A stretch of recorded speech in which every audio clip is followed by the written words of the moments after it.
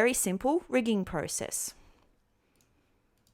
In this quick tutorial, I'm going to show you how to rig up a simple object in May of 2015. To begin, we'll create a cylinder. So just put that in your scene, make it as long as you want it to be. Now we want this to bend, so think of like a snake or a bendy tube. It's going to bend around where the creases are. Currently there's no creases whatsoever in this tube. So we need to create a bunch of edge loops where the bending will happen. So think of this like an arm, and when you bend your arm, it only bends at the elbow, and that's where most of your edge loops would appear. So the more edge loops you have around a joint, the smoother the bending will be. Now, because this is a simple cylinder, we can quickly add a bunch of edge loops to it using the attributes editor and creating more height subdivisions. So if I turn that right up like that, that'll give us plenty of edge loops to work with. Now we're going to create the skeleton, the armature that's going to go inside of this tube and then control it. The best way to do it is to go into a front or a side view.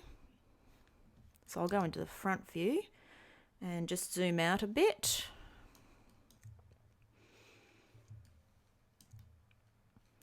And we'll draw the joints up through the center here. Now, so that you can see them, you'll want to click on this little X-ray joints button and ensure that's turned on. Okay, we then go to our animation tab and find our joints one, this one here. Click it. Then we're going to start down the bottom with our first joint and then work our way up for as many joints as we want.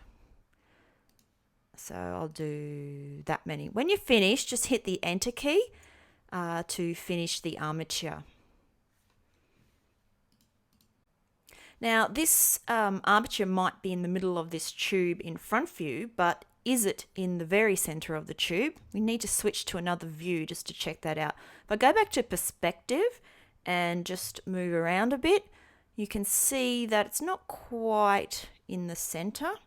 It is from the front, but if we go to the side, it's not. So you can select the root node right at the bottom here, which we just use the mouse like that.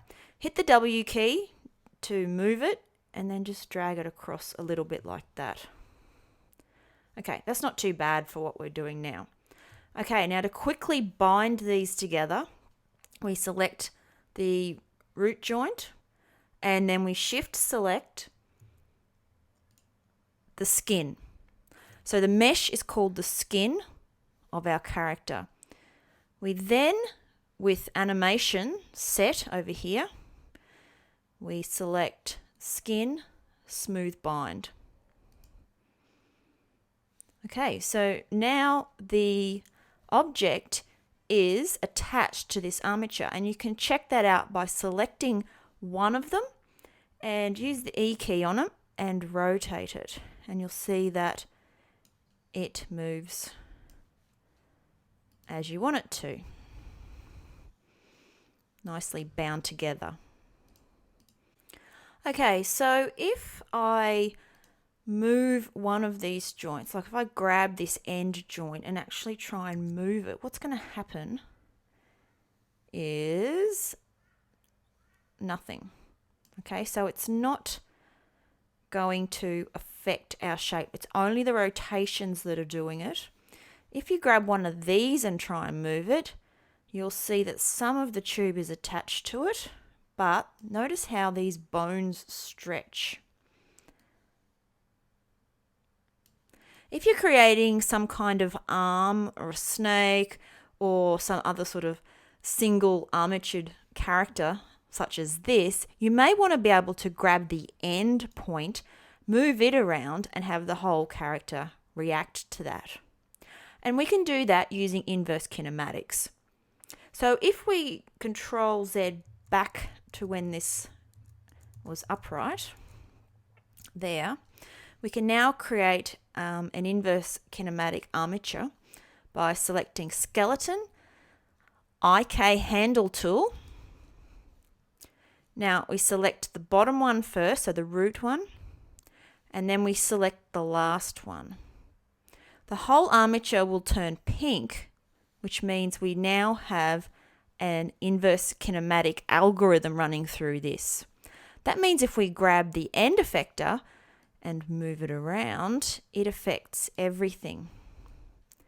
And so all of the bones will react.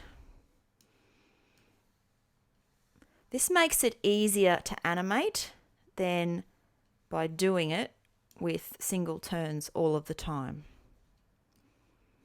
Okay, and that's the very simple rigging process.